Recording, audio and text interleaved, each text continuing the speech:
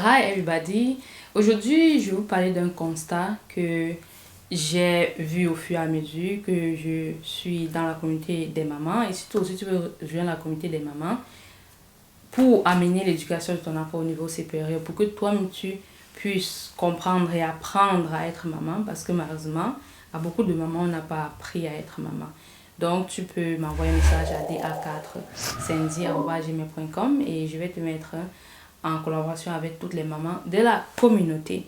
Et alors, on parlait de cette différence qu'il y a entre la façon d'enseigner aujourd'hui et la façon d'enseigner il y a cela quelques années. Et en fait, le but que le système scolaire, le but du système scolaire, c'est en fait de briser le lien entre les parents et l'enfant. Dans le sens où, presque chaque année, le système scolaire va changer les règles, changer la façon qu'on enseigne les maths, par exemple, la méthode qu'on enseigne, la géographie, etc. À chaque fois, ils vont changer ça. Pourquoi est-ce qu'ils changent ça? C'est en fait pour briser le lien entre les parents et l'enfant. Pourquoi? Lorsque un parent est incapable d'apprendre à son enfant quelque chose, il y aura donc cette distance entre le parent et l'enfant. Et en même temps, il y a aussi le fait que à l'école, on va dire aux enfants que ce n'est que la méthode ici. Par exemple, vous savez que par exemple pour faire la division, il y a 1001 méthodes pour faire ça. Bon, peut-être j'exagère, mais vous comprenez un peu ce que je veux dire. Malheureusement, aujourd'hui, dans le système scolaire, on va dire aux enfants, ce n'est que comme ça. Et aussi, on formate les maîtresses à dire, ce n'est que comme ça. Et ce qui fait que si toi, en tant que parent, tu montres à ton enfant la division, et ce n'est pas la méthode qui est enseignée à l'école, on va dire à ton enfant que c'est faux et que ton enfant ne suit pas les règles. Et ça va donc frustrer ton enfant et ton enfant va rentrer à la maison et te dire que maman, tu me montres des bêtises, maman, ce que tu as fait là n'est pas bien parce que la maîtresse m'a réprimandé, etc. Vous voyez donc comment ça crée cette distance entre le parent et l'enfant. Et ce qui est très surprenant dans ça, c'est que l'école, en fait, va dire aux parents de s'occuper des devoirs de l'enfant. Parce qu'en réalité, en tant que parent, c'est toi qui fais les devoirs de l'enfant. C'est toi qui éduques l'enfant. L'enfant pas seulement passer 8 heures à l'école. Et c'est toi qui rentres le soir quand l'enfant rentre avec les devoirs. C'est toi qui expliques le cours. C'est toi qui expliques les règles. C'est toi qui expliques comment on écrit. C'est toi qui aide l'enfant à bien écrire. Maintenant, imagine qu'on est en train de te dire que tu dois expliquer comme la maîtresse. Et si tu n'expliques pas avec la méthode de la maîtresse, alors tu es en train de faire que ton enfant soit confus. Le système éducatif, ils savent ce qu'ils font. Ce qu'ils veulent faire, c'est faire en sorte que le parent soit découragé. Parce qu'en tant que parent, lorsque ton enfant rentre chaque fois et te dit que maman, j'ai fait ça, mais la maîtresse n'est pas d'accord, la maîtresse est fâchée, la maîtresse dit que tu m'embrouilles, parce que c'est souvent ça. Parfois, les enfants partent à l'école avec les devoirs qu'ils ont fait avec leurs parents de la façon dont le parent connaît, par exemple, une multiplication, le parent montre de sa façon. La maîtresse va dire que c'est faux et en même temps, la maîtresse va dire que le parent est en train de faire que l'enfant est confus. Ça va donc créer cette frustration et chez l'enfant et chez le parent. Et vous savez ce qui va arriver? Au fur et à mesure, le parent va abandonner.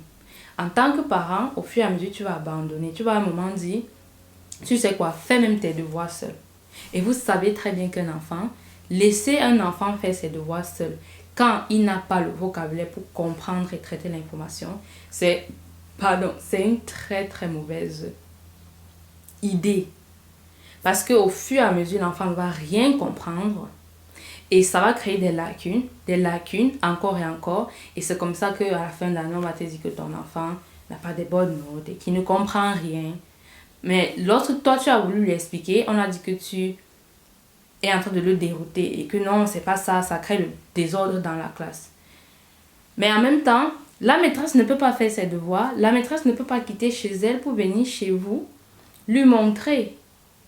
Donc, qu'est-ce que ça crée? Ça crée la distance entre le parent et l'enfant et ça crée donc un enfant qui va accumuler des lacunes.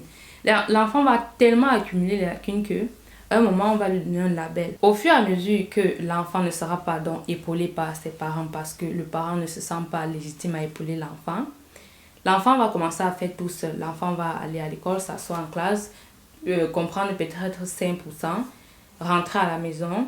Il n'y a personne pour l'épauler parce que le parent dit, tu sais quoi, quand je t'aide, il y a toujours les contraintes. Donc, fais ça toi-même. L'enfant ne va pas faire.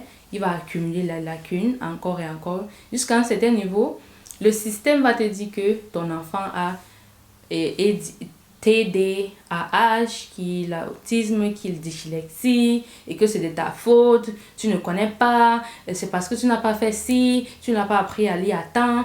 Donc, en ce moment, tu sais qui on va accuser? Toi, le parent. C'est toi, le parent, que le système va accuser. Quand l'enfant a des bonnes notes, ils disent que c'est eux.